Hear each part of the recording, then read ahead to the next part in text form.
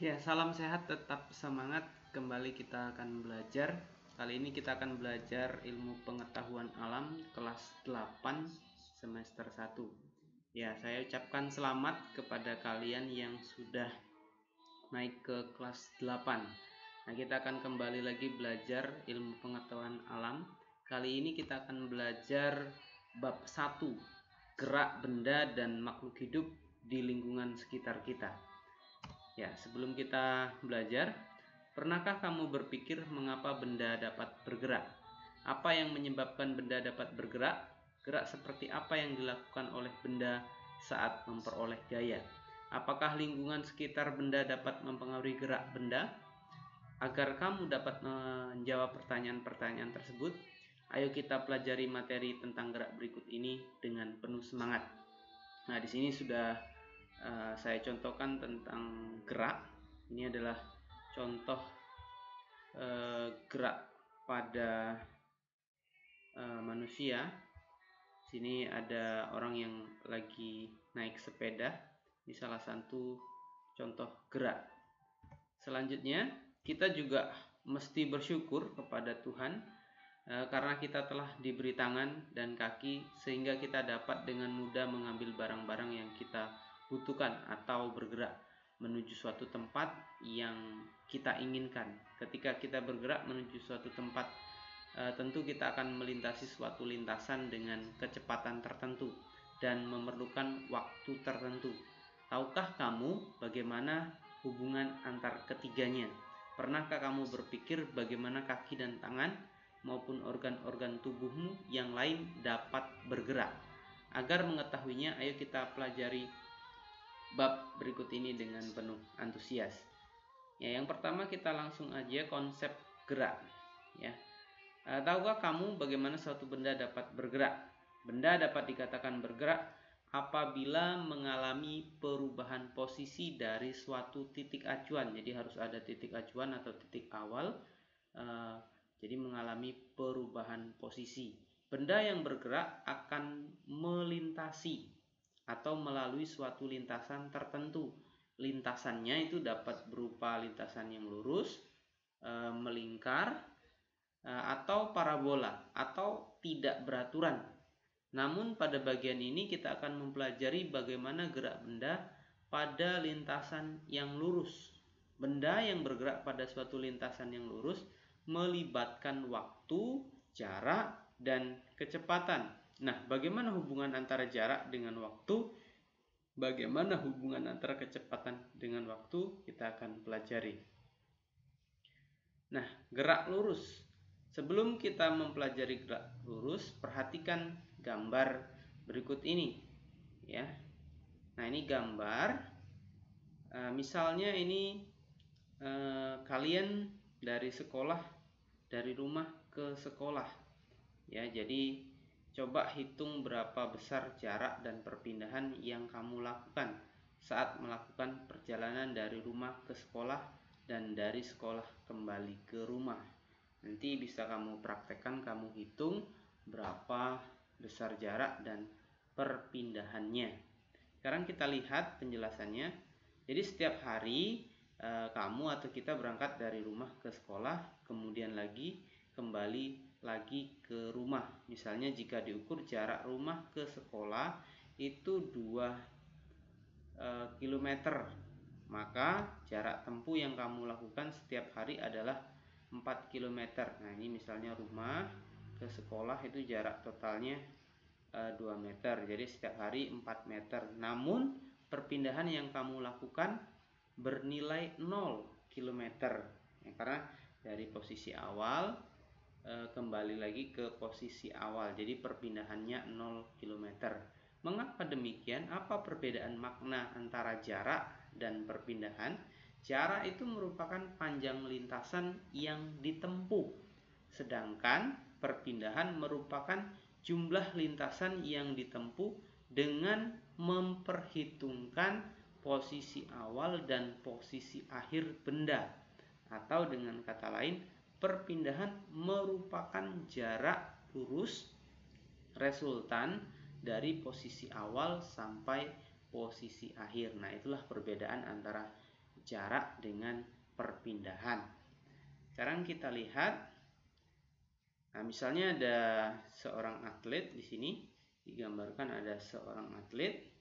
Nah, kemampuan atlet dalam menempuh jarak atau S tertentu setiap sekonnya, T, disebut sebagai kelajuan, atau secara sistematis itu dapat ditentukan P sama dengan S per T. Jadi kemampuan atlet dalam menempuh jarak tertentu setiap sekonnya. Ya, misalnya di sini jaraknya 0 sekon itu 0 meter sampai 5 meter, 2 sekon 10 meter sampai 15 meter. Ini tiap satuan waktu, maksudnya jarak dan waktu tempuh seorang atlet yang sedang berlari. Jadi dari 0 sampai 6 sekon itu dia menempuh jarak 30 meter misalnya. Jadi setiap sekonnya itu menempuh jarak berapa. Selanjutnya kita lihat, tahukah kamu bagaimana cara mengukur kelajuan? Nah, bagaimana cara mengukur kelajuan tersebut? Biasanya kita menggunakan kendaraan bermotor atau mobil atau motor. Apakah benar dengan menggunakan speedometer? Ternyata speedometer itu yang ada di kendaraan kita tidak mengukur kecepatan gerak. Jadi tidak mengukur kecepatan gerak, tetapi mengukur kelajuan. Di kelajuan. Nah, ini misalnya. Jadi ini adalah gambar speedometer, ya. Nah, jadi perubahan kelajuan pada mobil yang sedang melaju itu diukur speedometer. Selanjutnya kita lihat pada mobil tertentu, jadi ada mobil-mobil tertentu atau kendaraan tertentu, itu biasanya dilengkapi oleh alat yang disebut GPS atau Global Positioning System. Ini untuk menginformasikan posisi, kecepatan, arah, dan waktu secara akurat. Nah, perhatikanlah gambar berikut ini. Terlihat pada GPS, mobil melaju dengan kelajuan yang tepat, yaitu 20 meter per sekon atau 72 km per sekon. Tahukah kamu apa artinya? Jika kelajuan mengukur jarak tempuh, maka kecepatan mengukur perpindahan delta S dan delta. Delta itu artinya perubahan atau selisih gerak benda tiap satuan waktu. Nah, dilambangkan P sama dengan delta S per T. Meskipun kelajuan dan kecepatan memiliki definisi konsep yang berbeda, jadi kecepatan dan kelajuan itu memiliki pengertian yang berbeda, namun pada gerak lurus beraturan, besar kecepatan dan kelajuan memiliki nilai simbol V serta satuan yang sama, yaitu meter per sekon. Nah, ini alat dari GPS pada mobil. Mungkin Anda ada yang mempunyai di mobil Anda atau kendaraan Anda. Sekarang kita lihat. Nah, saat melakukan perjalanan dari rumah ke sekolah, kendaraan yang kamu tumpangi akan bergerak dengan kecepatan yang berubah-ubah tiap waktu. Jadi, ketika mengendarai atau menaiki sebuah kendaraan, itu kecepatannya akan berubah-ubah setiap waktu. Jadi tidak statis atau tidak tetap. Jadi ada perubahan kecepatan. Nah, misalnya di sini ada yang dipercepat, ya, ada yang diperlambat. Kalau dipercepat itu kecepatan awal V0 itu lebih kecil daripada VT. Kalau dipercepat, kalau diperlambat kecepatan awal itu lebih besar daripada kecepatan akhir. Jadi perubahan kecepatan mobil saat menjauhi lampu hijau dan mendekati lampu merah. Ini untuk yang dipercepat dengan yang diperlambat.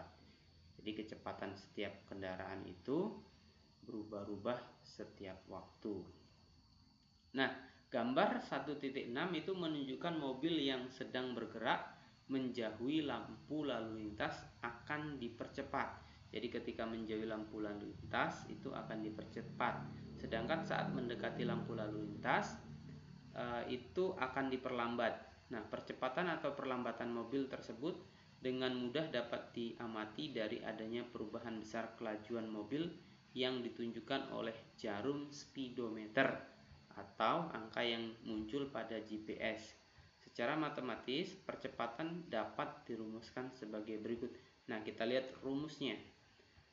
A itu lambang percepatan delta V per delta T, dengan A delta V sama dengan Vt dikurang P0 atau selisih dari kecepatan.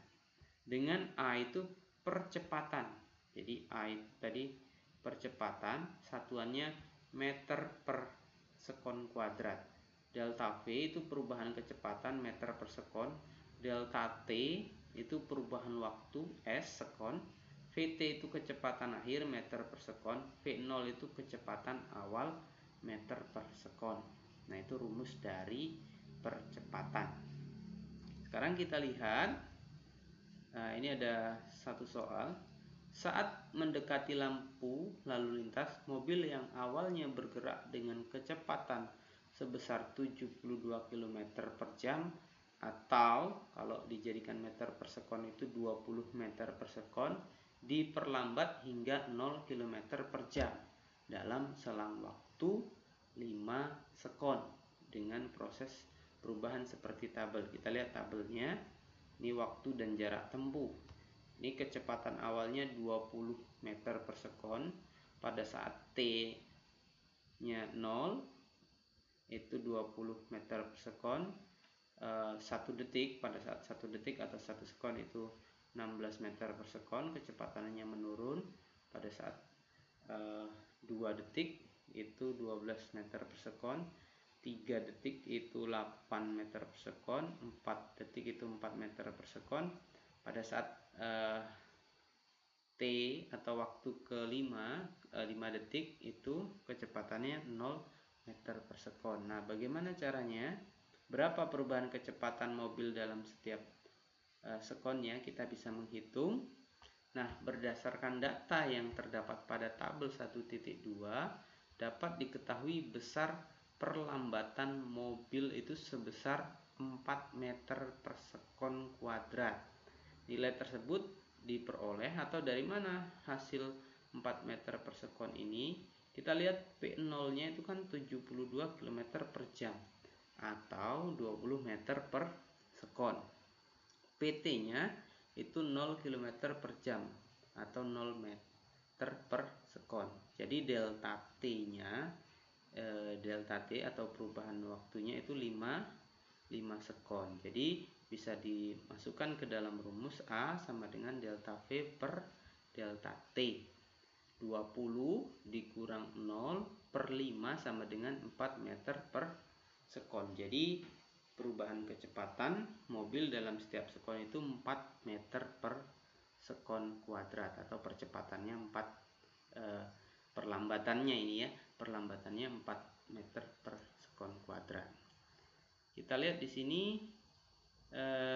karena perubahan kecepatan mobil dalam setiap sekon selalu tetap, maka percepatan gerak mobil adalah tetap, sehingga mobil tersebut bergerak lurus berubah beraturan atau GLBB. Jadi kalau perubahan kecepatan suatu benda itu selalu tetap, maka percepatan mobil juga tetap. Nah, sehingga itu disebut benda itu bergerak lurus berubah beraturan atau GLBB. Nah, percepatan benda tidak hanya berlaku pada kendaraan yang sedang bergerak secara horizontal. Jadi kendaraan itu bergerak secara horizontal, tetapi juga pada benda yang bergerak secara vertikal. Semua benda yang ada di permukaan bumi mengalami gaya gravitasi. Gaya gravitasi yang dimaksud adalah gaya tarik benda oleh bumi sehingga benda mengalami percepatan konstan, yaitu sebesar 9,8 meter per sekon kuadrat. Ini percepatan gravitasi. Untuk memudahkan dalam perhitungan, percepatan gravitasi bumi biasanya dibulatkan menjadi 10 meter per sekon kuadrat ya, tapi tidak selamanya menggunakan 10 meter per sekon kuadrat. Biasanya menggunakan juga 9,8 meter per sekon kuadrat dalam penghitungan. Nah, ini ada beberapa soal yang harus kalian selesaikan. Jadi nanti silahkan diselesaikan. Sebuah mobil yang mula-mula diam bergerak dipercepat beraturan hingga kecepatannya menjadi 72 km per jam. Setelah bergerak selama 30 sekon, percepatan yang dialami mobil tersebut adalah. Nah, silakan nanti dicari jawabannya. Nomor 2, buah kelapa yang sudah tua dan matang jatuh dari pohonnya. Jika percepatan gravitasi 10 meter per sekon kuadrat, berapa kecepatan buah kelapa setelah jatuh selama 3 sekon? Nah, itu bisa dihitung kecepatan buah kelapa setelah jatuh selama 3 sekon. Kita lanjut. Sekarang kita lanjut ke gaya, ya. Gaya itu adalah tarikan dan dorongan. Ya, jadi gaya itu mengubah bentuk. Ya, jadi yang pertama, ketika benda diberi gaya, itu benda bisa berubah bentuk, ya. Terus berubah arah, jadi bisa juga berubah arah. Dan kecepatan benda, jadi kecepatan benda juga bisa berubah. Misalnya pada plastisin, ya. Pada plastisin, pasir atau yang lain, kamu dapat melempar plastisin, ya, menghentikan lemparan, menangkap plastisin, atau bahkan mengubah bentuk plastisin dengan memberikan gaya, ya. Tahukah kamu gaya apakah yang diberikan pada plastisin tersebut? Ada beberapa jenis gaya yang kita temukan dalam kehidupan sehari-hari. Nah, ini salah satunya. Ada beberapa contoh di sini. Ini adalah contoh gaya. Seseorang hendak memanah, itu termasuk contoh gaya. Terus misalnya peserta didik sedang mendorong meja, itu salah satu contoh gaya. Nah, sekarang kita lihat jenis-jenis gaya. Gaya dapat dibedakan menjadi gaya sentuh dan gaya tak sentuh. Gaya sentuh itu contohnya gaya otot dan gaya gesek. Gaya otot adalah gaya yang ditimbulkan oleh koordinasi otot dengan rangka tubuh. Misalnya seseorang hendak memanah dengan menarik mata panah ke arah belakang. Nah, itu contoh dari gaya otot. Gaya gesek adalah gaya yang diakibatkan oleh adanya dua benda yang saling bergesekan. Gaya gesek selalu berlawanan arah dengan gaya yang diberikan pada benda. Contohnya adalah gaya gesekan antara meja dengan lantai. Meja yang didorong ke depan akan bergerak ke depan. Namun pada waktu yang bersamaan, meja juga akan mengalami gaya gesek yang arahnya berlawanan dengan arah gerak meja. Nah, itu jenis-jenis gaya. Jadi ada gaya tak sentuh dan ada gaya sentuh. Sekarang kita lihat hukum Newton, ya. Hukum 1 Newton. Nah, coba pikirkan mengapa saat berada di bus yang sedang melaju kencang, mungkin kita pernah mengalaminya, dan tiba-tiba bus direm atau kendaraan direm, badan kita akan terdorong ke depan. Nah, mengapa pada saat berada di dalam mobil kita perlu mengenakan sabuk pengaman? Nah, sebelum mempelajari hukum 1 Newton, ini aktivitas yang bisa dilakukan di rumah, aktivitas sederhana yang bisa dilakukan di rumah. Yang pertama kita lihat aktivitasnya, aktivitas menguji atau melakukan percobaan sifat kelembaman suatu benda. Jadi membuktikan sifat kelembaman suatu benda. Apa yang diperlukan? Itu 1 lembar kertas HPS, 1 buah gelas atau yang lain boleh, ya, 1 buah gelas. Apa yang harus kamu lakukan? Letakkan selembar kertas di atas meja seperti pada gambar, kemudian letakkan gelas di atas kertas tersebut, ya, seperti gambar. Ini percobaan kelembaman suatu benda. Yang kedua, tarik kertas secara horizontal dengan perlahan. Jadi tarik kertas secara perlahan-lahan, amati apa yang terjadi pada gelas dan ulangi hingga 3 kali. Jadi nanti silakan dilakukan, ulangi hingga 3 kali. Yang ketiga, tarik kertas secara horizontal dengan sekali hentakan yang cepat. Jadi ditarik kertasnya sekali hentakan dengan cepat. Amati peristiwa yang terjadi pada gelas dan ulangi hingga 3 kali. Nanti kalian akan mendapatkan perbedaannya ketika ditarik pelan dengan ketika ditarik dengan hentakan yang sangat cepat. Apa yang kamu perlu diskusikan? Nah, ini perlu kamu diskusikan.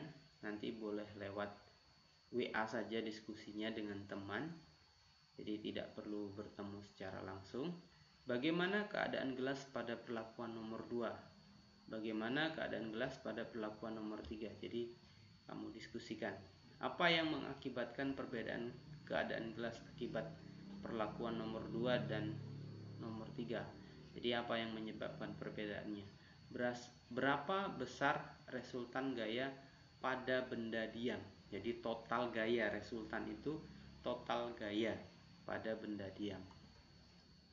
Apa yang dapat kamu simpulkan? Jadi berdasarkan percobaan sederhana tadi, jadi berdasarkan diskusi juga yang telah kamu lakukan, apa yang dapat disimpulkan? Jadi silakan nanti disimpulkan. Ya. Nah, kita lihat juga contoh yang lain selain contoh dari percobaan tadi. Pada percobaan sifat kelembaman suatu benda, kamu menemukan fakta bahwa gelas akan tetap diam saat kertas ditarik dengan cepat secara horizontal. Hasil percobaan tersebut menunjukkan bahwa suatu benda itu memiliki kecenderungan untuk tetap mempertahankan keadaan diam atau geraknya dengan kecepatan tetap yang disebut sebagai inersia atau kelembaman benda. Nah, contoh lain yang menunjukkan inersia benda adalah saat kamu berada di dalam mobil yang sedang melaju kencang. Kemudian tiba-tiba direm, badan kamu akan terdorong ke depan karena badan ingin mempertahankan geraknya ke depan. Peristiwa tersebut yang pada akhirnya memunculkan ide teknologi sabuk pengaman yang dipasang di kendaraan bermotor, khususnya mobil. Nah, itu ada gambarnya, silakan diperhatikan. Jadi kesimpulan dari hukum Newton, hukum 1 Newton, itu sifat inersia benda, bahwa benda yang tidak mengalami resultan gaya atau sigma F-nya sama dengan 0.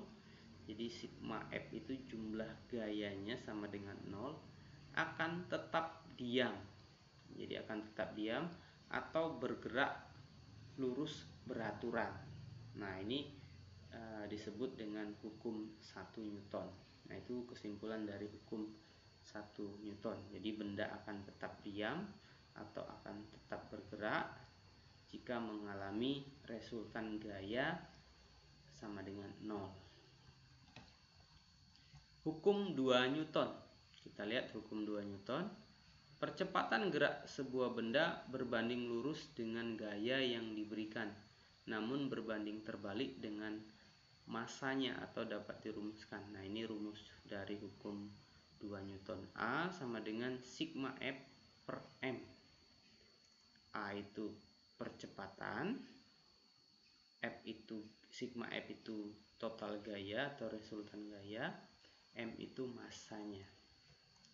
Di dalam kehidupan sehari-hari kita sering menemui fakta bahwa pada saat memindahkan balok atau memindahkan benda akan lebih cepat jika gaya yang dikenakan semakin besar. Hal ini dikarenakan gaya berbanding lurus dengan percepatan. Jadi dengan gaya yang besar maka akan didapatkan percepatan yang lebih besar juga. Ya, lanjut.